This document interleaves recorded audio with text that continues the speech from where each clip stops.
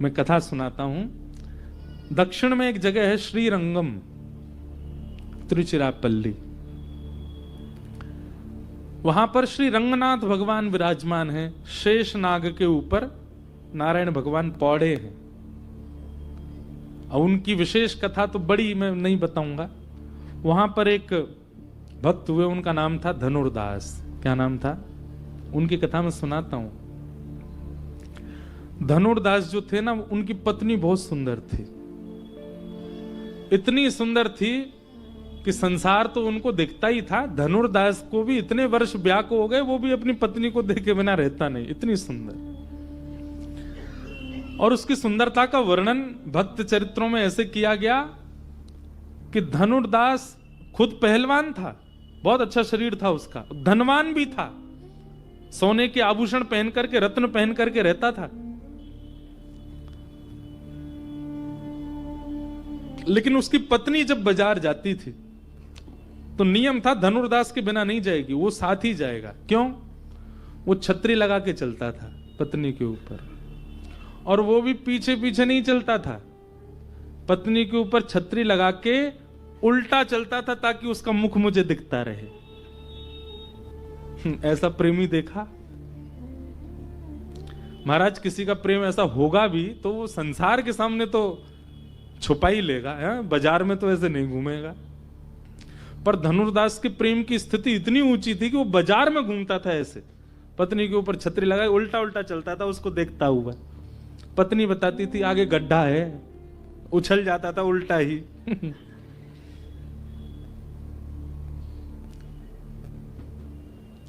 एक बार श्री रंगनाथ भगवान की सवारी जा रही थी। आगे सब लोग चल रहे थे हटाते हुए भीड़ को, हट जाओ हट जाओ, रंगनाथ भगवान की सवारी आ रही है। और सबसे आगे श्रीमद रामानुजाचार्य जी चल रहे थे। ठाकुर जी की सवारी चल रही है तो आचार्य आगे चल रहे थे। तभी उन्होंने इस दृश्य को देखा। क्या देखा? धनुर्दास अपनी पत्नी के ऊपर छतरी लगाए उल्टा चल रहा है, उसको देखते हुए। अब नगर बाजार के लोग तो हंसी उड़ा में एक दूसरे, देख देख देख देख देख धनुर्दास को देख, कैसा जोरू का गुलाम है, देख। रोज उसको देखने के लिए अलग भीड़ लगती थी। उसकी पत्नी जब बाजार जाए तो भीड़ अलग लगती थी, अटारियों पर, छतों पर, नीचे लोग देखते थे, देखो कैसे जाता है। लेकिन रामानुजाचार्य जी की जब दृष्टि पड़ी, रामानुजाचार्य जी के आसपास के लोग भी सब उपहास करने लगे उसका। और किसी ने कह दिया कितना कामी व्यक्ति है। लेकिन वही बात है ना, श्रीमद् भागवत जी कहती हैं प्रयच्छति गुरु प्रीतो, गुरु यदि आप पर मेहरबान है, गुरु यदि आप पर प्रसन्न है, आप चाहे कितने भी घनघोर दलदल में क्यों ना हो, ठाकुर जी को उबारने आना पड़ेगा यदि आपके गुरु प्रसन्न है तो। रामानुजाचार्य जी को लगा गुण ही तो है, भले ही वो पत्नी में हो गया तो अवगुण कहला रहा है, और यही ठाकुर जी में होता तो सद्गुण हो जाता है। गुण तो है पर संसार में है इसलिए अवगुण है, और यही गुण यदि ठाकुर जी में लग जाए तो सद्गुण बन जाएगा। और गुरु का यही काम है। हमारे अंदर सारी चीजें हैं, हमारे अंदर हम सर्वगुण संपन्न है। मैं, मेरे से लेके पीछे तक एक एक व्यक्ति यहां सर्वगुण है, लेकिन क्योंकि वह गुण संसार में, इसलिए हम नरकगामी हो जाते हैं। गुरु आश्रय से वही गुण नाम में लग जाए तो वही फिर हमको भगवत धाम की प्राप्ति करा दे। रामानुजाचार्य जी ने सोच लिया कि किसी से कहा सुनो, इसको धनुर्दास को बोल के आओ, शाम को मुझसे मिलने आएगा। किसी ने जाके कहा ए धनुर्दास, तुमको रामानुजाचार्य जी ने मठ में बुलाया। वो घबरा गया, ऐसा क्या हो गया? उसको यही लगा कि शायद जिस क्रिया से मैं जाता हूं सब उपहास करते हैं, रामानुजाचार्य जी को क्रोध आया होगा, डांटने के लिए बुलाएंगे। वो पहले से मन बना के गया था चाहे कितना भी डांट लें, मैं पत्नी को अब घर से बाहर ही नहीं जाने दूंगा। क्यों? वो बाहर जाएगी तो मुझे तो देखना उसको, उनकी डांट से भी मैं वह छोड़ तो नहीं पाऊंगा। रामानुजाचार्य जी ने उसको बुलाया तो जैसे धनुर्दास आया प्रणाम करके बैठा, रामानुजाचार्य जी बोले आज हमने एक दर्शन किया, तुम अपनी पत्नी के ऊपर छतरी लगाए उल्टे चल रहे थे। धनुर्दास नीची नजर करके हाथ जोड़ के बैठा, गुरु के सामने कुछ कहना नहीं चाहिए, चुपचाप बैठे। रामानुजाचार्य जी बोले, मुझे बस इतना बताओ, क्यों देखते हो तुम पत्नी को? उसने कहा, क्षमा करें भगवान, पर मुझे उससे सुंदर कुछ दिखा नहीं संसार में, बहुत सुंदर है वो, और हर दिन वो नई लगती है, हर दिन उसकी सुंदरता बढ़ती है, इसलिए मैं उसको देखता हूं। रामानुजाचार्य जी बोले, अगर उससे सुंदर कोई तुम्हारे सामने आ गया तो? धनुर्दास बोला, इतना विश्वास से कह सकता हूं, उससे सुंदर कोई नहीं आएगा, मुझे विश्वास है, उससे बढ़िया कोई है ही नहीं संसार में। रामानुजाचार्य जी बोले, मैं भी तो कह रहा हूं, अगर मैंने प्रकट कर दिया तो बोलो, मैं वचन देता हूं, उससे सुंदर जो आएगा सदा उसको देखूंगा। फिर रामानुजाचार्य जी हाथ पकड़ के रंगनाथ भगवान के पास गए, और श्री रंगनाथ आचार्य हैं, उनकी बात तो ठाकुर जी मानते ही हैं। अंदर गर्भगृह में ले जाकर के कपाट बंद किए और रंगनाथ भगवान से प्रार्थना की, हे प्रभु, इसके अंदर गुण है, लोगों में गुण होते हैं, इसके अंदर अति गुण है, गुण की मात्रा बहुत ज्यादा है। सब अपनी पत्नी को देखते हैं, पर ऐसे कोई नहीं देखता होगा, मतलब गुण की अतीत है इसके अंदर। मेरी इच्छा है कि यह गुण आपके प्रति न्योछावर हो जाए, आप कृपा कर इसको अपने अद्भुत रूप का दर्शन कराओ। इतने में ही शंख चक्र गदा पद्मधारी श्रीमन नारायण, आहा सुंदर कमल नेत्र हैं ठाकुर जी के, कमल जैसी नासिका, कमल जैसे कपोल, अद्भुत स्वरूप रूप कांति। वैसे ठाकुर जी इतने सुंदर, पर आज आचार्य के कहने से इतने सुंदर बन के आए, इतने सुंदर बन के आए कि धनुर्दास ने जैसी उनका रूप देखा, नेत्र सजल हो गए, घुटने पर बैठ गया, और सदा के लिए श्री ठाकुर जी को, अब इन नेत्रों से और किसी को नहीं देखूंगा, वचन देता हूं। तुरंत दौड़ करके गया, अपनी पत्नी को लेकर के आया, और स्वयं तो ठाकुर जी का हुआ, अपनी पत्नी को भी कर दिया। बोले, आज से मैं और मेरी पत्नी केवल ठाकुर जी को भजेंगे, इन्हीं की शरण में रहेंगे, इन्हीं के साथ रहेंगे। जीवन भर के लिए ठाकुर जी के प्रति समर्पित हो गया। कहते हैं कि रामानुजाचार्य जी रोज स्नान करने के लिए कावेरी जी में जाते थे, तो ब्राह्मण वेद पाठियों के कंधे पर हाथ रख के चल के जाते थे, और स्नान ध्यान करके जब संध्या करके पूर्ण पवित्र तिलक आदि लगा के जब पूर्ण पवित्र अवस्था में होते थे, तब धनुर्दास के कंधे पर हाथ रख के आते थे। ब्राह्मणों ने एक दिन इस पर शंका प्रकट की, बोले, भगवान आप अशुद्ध अवस्था में सुबह सुबह नहा धो के जब उठते हो, तब तो हमारे कंधे पे हाथ धर के जाते हो, और नहा धो के परम पवित्र शुद्ध होकर के जब आते हैं तो वो कामी व्यक्ति है धनुर्दास, उसके कंधे पे हाथ रख के आते हो। रामानुजाचार्य जी ने कहा कि तुमने उसमें काम का दर्शन किया, परंतु उसमें गुण का अतीत था, वही गुण ठाकुर जी में परिवर्तित हो गया, तो वही अवगुण ही बहुत बड़ा गुण बन चुका, और ये मैं बताऊंगा नहीं, तुम्हें दिखाऊंगा एक दिन उसका गुण। कैसे दिखाया? एक दिन रामानुजाचार्य जी कथा कर रहे थे वाल्मीकि रामायण, और वाल्मीकि रामायण में प्रसंग आया कि विभीषण शरणागति का जब प्रसंग आया कि विभीषण शरण लेने के लिए आया राम जी की, तो भगवान ने, जैसे ही भगवान को पता चला कि विभीषण आया, तो ठाकुर जी ने सुग्रीव और वानरों की सब सेना को भीतर ले जाकर के सबसे पूछा। क्या पूछा? सुग्रीव शरण में आया, इसको शरण में लेना चाहिए कि नहीं लेना चाहिए? ये प्रसंग रामानुजाचार्य जी सुना रहे थे, तो सामने बैठा धनुर्दास इतना रोया, इतना रोया, इतना रोया, उठ करके कथा से ही चला गया। सब ब्राह्मण देवता उसकी हंसी उड़ाने लगे, बोले ये वही है जिसके कंधे पे हाथ धर के आते हो आप, तो कथा के बीच में से ही चला गया। रामानुजाचार्य जी बोले उसको बुला के लाओ, बुला के लाए। सभा ऐसी बैठी थी, सब जैसे आप बैठे हो। धनुर्दास से पूछा तुम गए क्यों? बोले भगवान मैंने आपसे कथा में सुना कि राम जी भक्त वत्सल हैं, वो सारे दोषों को नजरअंदाज करके सबको अपनी शरण प्रदान करते हैं, परंतु विभीषण जब उनकी शरण में आया तो उनको शरण देने की वजह वो सबसे पूछ रहे हैं कि इसको शरण में लूं कि नहीं। जब विभीषण जैसे भक्त के लिए ठाकुर जी को पूछना पड़ रहा है, तो मेरे को तो कभी भगवत प्राप्ति होगी नहीं। समझ में आई बात? उसके दुख का कारण क्या था, उसके शोक का कारण क्या था कि विभीषण जैसे को शरण लेने के लिए ठाकुर जी इतनी बड़ी मीटिंग कर रहे हैं, तो मैं तो फिर किसी लायक नहीं हूं, मुझे तो ठाकुर जी कभी शरण में नहीं लेंगे।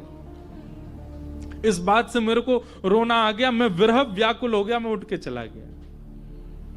तब रामानुजाचार्य जी ने बताया, है किसी की ऐसी विरह की स्थिति कि वो विभीषण की स्थिति और अपनी स्थिति को कंपेयर करके कह रहा है कि ठाकुर जी जब उसको लेने में इतनी मीटिंग कर रहे हैं तो मुझे कैसे लेंगे। तब रामानुजाचार्य जी ने कहा, कथा पूरी सुनो। बैठा, तब बताया कि सुग्रीव ने मना किया कि रक्त तो एक ही है, रावण का ही वंश का है, वो भी कहीं ना कहीं राक्षस तत्व तो होगा, आप उसको शरण मत लो। कई लोगों ने मना किया कि ठाकुर जी आपको परख लेना चाहिए विभीषण को, उसको अभी शरण में नहीं लेना चाहिए। एक प्रकार से मना हो गई सभा में कि विभीषण को शरण नहीं मिलेगी। ठाकुर जी उठ करके बाहर गए, सबको लगा कि इसको ठाकुर जी मना कर देंगे, लेकिन बाहर जाती ठाकुर जी ने क्या किया, सबके मना करने के बावजूद भी विभीषण को उठा करके हृदय से लगाया और हृदय से लगा करके उसको शरण प्रदान की। तब रामानुजाचार्य जी बोले, भगवान ने सभा इसलिए नहीं बुलाई कि सबकी बात मान करके भगवान उसको शरण में लेंगे। ठाकुर जी तो उसको शरण लेने का मन पहले ही बना चुके थे। ठाकुर जी तो केवल आसपास वालों की स्थिति परख रहे थे, इन लोगों की स्थिति कैसी हुई है, ये अभी भी अवगुण देख रहे हैं कि नहीं।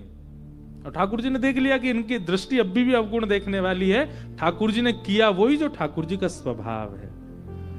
शरण गए प्रभु ताहि ना त्यागा।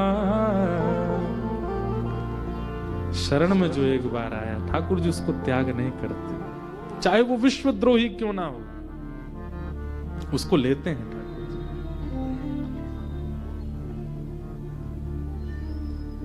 तो हमारा गुण अवगुण इसलिए है क्योंकि संसार के प्रति, वही कथा से, सत्संग से, गुरु कृपा से भगवत प्रति हो जाए, वही सद्गुण, वही भगवत प्राप्ति का कारण बन जाएगा। तो हम ये कथा क्यों सुना रहे हैं? तापत्रय विनाशाय, संसार से मिलने वाली पीड़ा वो भगवत भजन के बाद भी आपके जीवन में आएगी। मुझे भी बुखार आता है, मेरे परिवार में भी कई कलेश होते हैं, भले ही चाहे मैं 365 दिन कथा करता हूं, लेकिन इसका मतलब ये नहीं कि वक्ता हूं तो मेरे जीवन में कोई कष्ट नहीं। पर हां, जिस कष्ट से एक संसारी व्यक्ति टूट जाता है, बिखर जाता है, वह कष्ट भी जीवन में आने पर भगवत कृपा से वह स्थिति नहीं होती। कई बार तो कथा मंच पर आने से पूर्व ही कुछ ऐसी घटना समाचार सुनाई दे जाता है परिवार का, जिससे एक व्यक्ति विचलित हो जाए। परंतु कथा की कृपा, सत्संग की कृपा, भगवत भाव की कृपा कि वह स्थिति आपको स्थिर रखती है, आपको गिरने नहीं देती। तो वृक्ष कितना पुष्पित है, कितना फलित है, कितना घना है, ये बड़ी बात नहीं, कितना मजबूत है, ये बड़ी बात है। आप कितने धनवान हो, कितने सुंदर हो, कितने योग्य हो, ये बड़ी बात नहीं, पर सत्संग आपको मजबूत बनाता है कि स्थिति कैसी भी आ जाए आप बिखर नहीं सकते। इसलिए कई लोग कहते हैं हमने तो विश्वनाथ भगवान का अभिषेक करवाया था, फिर भी हमारे घर में ये क्यों हो गया। कई बार ऐसा भी होता है कि हमारी कथा कहीं हुई और कथा करके हम गए, दूसरी जगह कहीं कथा करने लगे, पता चली उस परिवार में एक ऐसी घटना घट गई। अब सब लोगों के मन क्या, कथा कराई थी इन्होंने, तब से इनके सारे दिन बिगड़ने लग गए, तब से इनके जीवन में कष्ट संकट आने लग गए। नहीं, बल्कि इसको आप ऐसे लो, वो आना निश्चित था, वो आना निश्चित है। पर जब ठाकुर जी देखते हैं ना कि कोई भक्ति पथिक हो गया है, तो ठाकुर जी कहते हैं, देखो एक बात सुनना, हमारे 100 वर्ष की आयु बताते हैं पर जीता कोई नहीं, बहुत कम है जो 100 जी ले। 100 वर्ष के जीवन को विभाजित किया जाता है। जब ये 20 साल का होगा तब कुछ महीने के लिए कष्ट आएगा, फिर जब ये 28 वर्ष का होगा तब इतने दिन के लिए इसके जीवन में विपत्ति आएगी, फिर ये जब 40 का होगा तब ऐसा होगा, फिर 60 का होगा तब ऐसा होगा। हमारे जीवन के हर साल, हर 10 साल, 5 साल में, 4 साल में, 2 साल में एक संकट निश्चित लिखा है पहले से ही। और वो आपकी अंतिम पीड़ा तक वो उसका पूरा कोटा पूरा करना ही पड़ेगा आपको। और जितना रह जाएगा, मान लीजिए 80 साल में आपको कुछ भोगना था और आप भगवत धाम ही चले गए 75 में, तो फिर 80वां जो लिखा हुआ है वो भोगने के लिए आपको अगला जन्म लेना पड़ेगा। ये अधूरा रह गया इसका, तो वो जो होमवर्क अधूरा रह गया उसकी पूर्ति के लिए ठाकुर जी फिर भेजेंगे विद्यालय में, संसार में, जाओ उसको करके आओ। लेकिन व्यक्ति जब शरणागत हो जाता है ठाकुर जी के, व्यक्ति जब अधीन हो जाता है ठाकुर जी के, व्यक्ति जब भजने लगता है ठाकुर जी को, तो ठाकुर जी पता है क्या करते हैं? पूरे 80 वर्ष में विभाजित जो कष्ट था उन सबको समेट के एक साथ भोगवा देते हैं। जो इतने लंबे जीवन में भोगना था वो ठाकुर जी 2-3 वर्ष में ही भोगवा करके खत्म कर देते हैं कोटा। बोले अभी इसका सब नष्ट करना प्रारंभ करो। कई बार आप जब व्यसनी थे, आप जब भोगी थे, आप जब लोभी थे, तब इतने संकट नहीं थे। पर जब से त्रिपुंड लगाना शुरू किया, जब से ऊर्ध्वपुंड लगाना शुरू किया, जब से राम राम भजना शुरू किया, कष्ट की घड़ियां बढ़ने लग गई। इसका मतलब क्या है? ये पूरे जीवन में भोगने वाले जो थे अब ठाकुर जी ने एक संग दे दिए। मतलब ना तो फर्स्ट टर्म एग्जाम हुए, ना सेकंड टर्म हुए, ना हाफ ईयरली हुआ, ना थर्ड टर्म हुआ, सीधा फाइनली हो गया है। तो फाइनल एग्जाम दे देते हैं, बोले बाकी कुछ नहीं करना, तुम तो सीधा ग्रैंड फिनाले करो, बाकी सब क्यों करना। तो कई बार भगवत शरणागति लेने के बाद कष्ट यदि अनुभव हो रहे हैं तो ये समझ लीजिए कि फाइनल एग्जाम है हमारा, पूर्ण परीक्षा। इसको कर लेंगे सब ठीक है, सब आनंद है। तापत्रय विनाशाय, कष्टों से मिलने वाली जो पीड़ा है उसका नाश करते हैं ठाकुर जी। कष्ट का नाश नहीं, वो तो हमारा प्रारब्ध है, वो तो भोगना पड़ेगा हमको। पर बंधुओं, नाम में सामर्थ्य है, नाम में सामर्थ्य है। क्या? उस कष्ट रूपी पहाड़ को कंकड़ बनाने की, उस कष्ट रूपी बाण को सुई बनाने की सामर्थ्य नाम में है।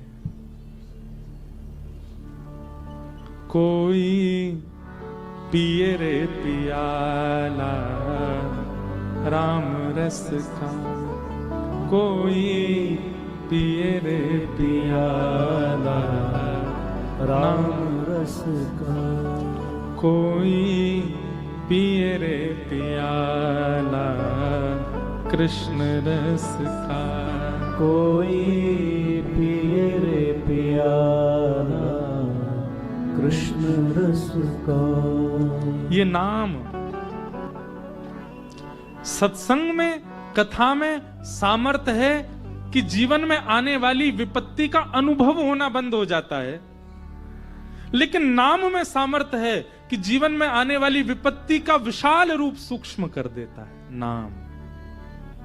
समझ में आई बात? सत्संग में क्या सामर्थ्य है कि विपत्ति जो आ रही है वो आएगी पर उसका अनुभव नहीं होगा, वो आपको तोड़ नहीं पाएगी। पर नाम में क्या सामर्थ्य है? आने वाली विपत्ति का जो प्रचंड रूप है उसका सूक्ष्म रूप कर देता है नाम। ये नाम की सामर्थ्य, ये नाम का बल है। इसलिए कथा के साथ साथ नाम जप अति आवश्यक है। नाम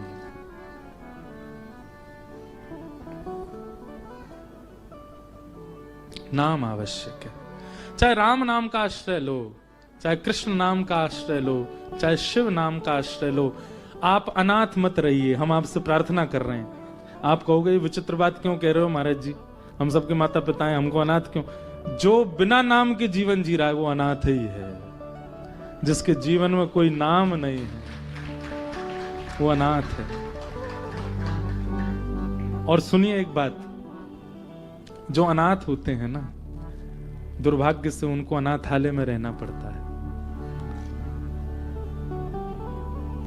वृंदावन जो है ना, ये माता पिता का घर है।